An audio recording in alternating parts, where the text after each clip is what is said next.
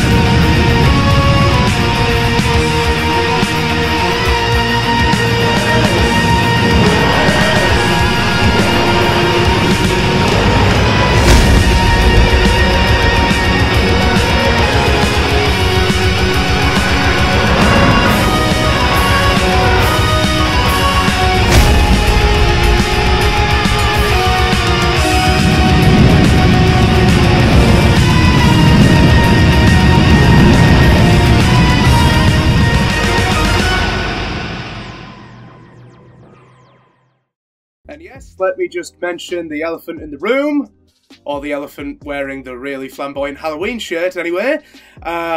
Yes, it is a day away from Halloween night where I am currently, so I thought I'd dress for the occasion and wear a really, really stupid shirt.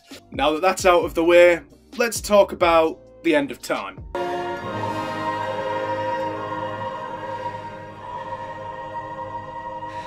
I don't want to go. Remember that scene in The End of Time, one of many, where the Doctor is talking about how much he doesn't want to regenerate? He's almost getting teary-eyed with Wilfred Mott in a cafe saying, "I'm going to die. Everything I am dies. Some new man goes sauntering away, and I'm dead." Some new man goes sauntering away, and I'm dead.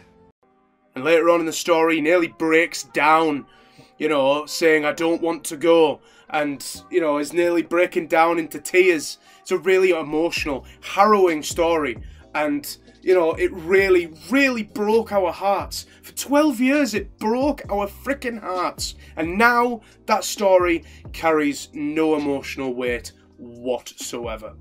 I am never going to feel the same way about that story ever again. I mean, the last time I watched it was right after Bernard Cribbins died. I think I did mention this when me and Matthew did the Q&A a while back.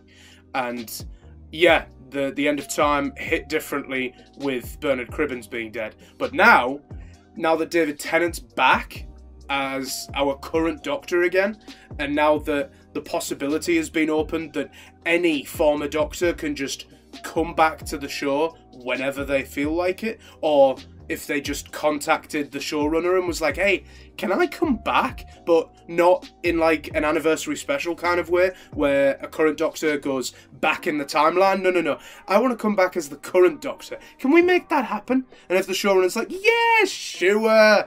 Yeah, let's just throw regeneration out the freaking window." Yeah, the fact that that is the case now, and that possibility's been opened up, when I watch End of Time again, I'm not entirely sure I'm going to feel the same way about it. And I think that's the same for every regeneration story. A regeneration story is a big deal for any and every Doctor that has came before.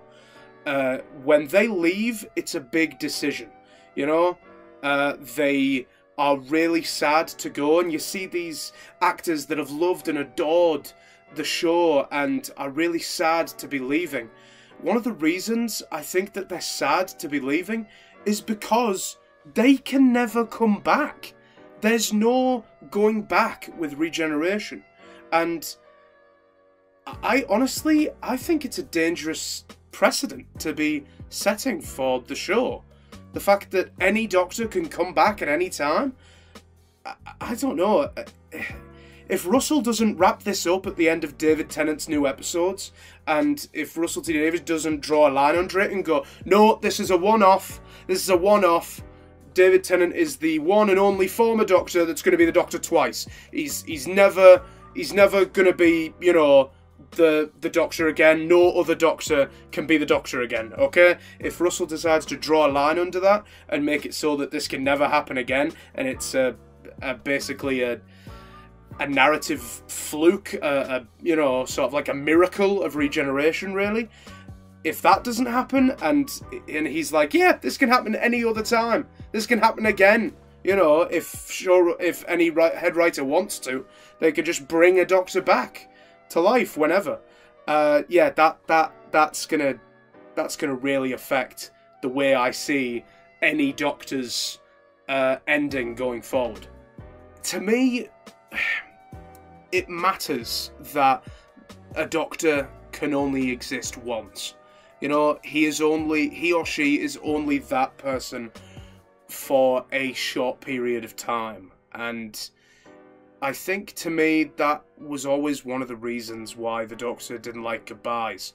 Why he could never get too attached to a companion. Why he could never get too familiar with a companion's family. You know? Why he was always willing to, you know, spend time with humans and save their lives, but only for a little while. He couldn't, you know, have like full-on close conversations with them because, you know, there's only a short amount of time that he or she is even going to be this person. They're not going to be like that forever. So the Doctor is always having to say goodbye to a piece of themselves every single time they regenerate. And to me, I think that that's always been an important part of the show. That, you know, that's part of the Doctor's personalities, part of the Doctor's whole time-travelling life, is that, you know, that's one of the reasons why the Doctor can't commit, why the Doctor can never stay in one place for too long. Because his life, his very existence, is the epitome of always moving forward and never going back. He can look back occasionally for anniversary specials and such, you know, for little callbacks, tip of the hat to the past, like we had with the Power of the Doctor before the ending. But he never full-on goes backwards. But now he actually has, and to me, that feels like abandoning an important message in Doctor Who. Matthew is quite certain that this is a different version of the Doctor, and for sure it's a slightly different suit, but it's still the same kind of style as the 10th Doctor, you know, and also people have been saying that he sounds different, that he's got a different accent.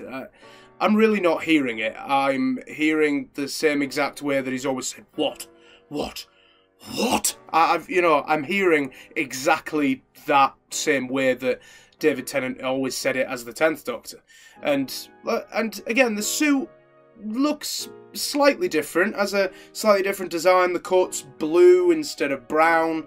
The suit's got kind of like a Scottish tartan design and doesn't really have the brown pinstripe suit or the blue pinstripe suit. So it's slightly different, but you can still tell it's an archetype, at least, of the 10th Doctor. That, you know, it's, I don't know, it's sort of like, I don't know, it kind of feels like it's regeneration trying to remember what the 10th Doctor is. Like when you get, I don't know, like AI to try and design the 10th Doctor for you. Like, this is the Doctor that it would come up with. Like, it's the 10th Doctor, but not quite. But yeah, if he'd looked vastly different from the 10th Doctor, like flat hair, bit of facial fuzz, entirely different looking suit, maybe went with an entirely different accent to make it, you know, to make it look a complete, you know, 360 from from, you know, the 10th Doctor, then I would probably get on board with it a little bit more, you know, like that this is an entirely different, entirely new performance of the Doctor from David Tennant. If that was the case, then I may probably get on board for it, but as it stands at the moment, this version that we have is still the 10th Doctor. It's nothing new that seems to be happening, but that I am kind of jumping the gun with a little bit there, so I will wait until David's new episodes come out before I pass on any judgment. He may have done something new and different with the part. I'm hoping he does. He's an extremely talented actor and I love him dearly, so I do indeed hope that he comes up with something new for the part, and I hope that Russell has written something different with this Doctor and hasn't, you know, went back to the usual, you know, the usual stuff. But the fact that he has recast Catherine Tate and all the other noble family, you know, into Doctor Who doesn't really give me much hope for anything entirely new, but you know, I'm hoping that there are some slight differences. Before I wrap this video up, I will say one more thing. David Tennant is an extremely popular Doctor, and I love him. He's honestly one of the more Doctors that I actually go back and watch the most often. If I fancy watching an episode of Doctor Who, I'm not binge watching or anything, I just fancy watching an episode one day, I guarantee you it's probably a David Tennant episode that I've watched. So he is most certainly the most popular Doctor that's been cast since Tom Baker. That much is a guarantee, and I see why everyone is so excited to see him back, and on some level I'm really excited to see him back too. But I don't know, I just feel like at the same time it kind of ruins a little bit of what we already had with him that was so brilliant, you know, and I just hate that being messed with a little bit, you know. I think the time that we had with his Doctor was beautiful, and any of that being compromised, even if that's to add more time onto his Doctor, it just kind of, I don't know, it just feels like it's cheapening his legacy as the Doctor a little bit, you know, to have him come back 12 years later for 3 episodes, you know, like that was basically Russell's way of, you know, trying to drag fans back over to the show, you know. Hey, here's your favourite Doctor for 3 episodes. Will you now keep watching it for the next 5 to 8 years? You know, like, it just, to me, I just feel like it kind of ruins what we had with him a little bit. And if it doesn't ruin, you know, his era that we had with him, it at the very least ruins his final story that we had with him. Anyway guys, that's me wrapping up this video. I'm sorry if it seemed a bit rambly. I am, in my defence, getting over a flu, so yeah, if I came across as a little bit groggy and like I wasn't really getting my point across, I do apologise. Yeah, get your pitchforks and torches at the ready. I'll see you guys next time.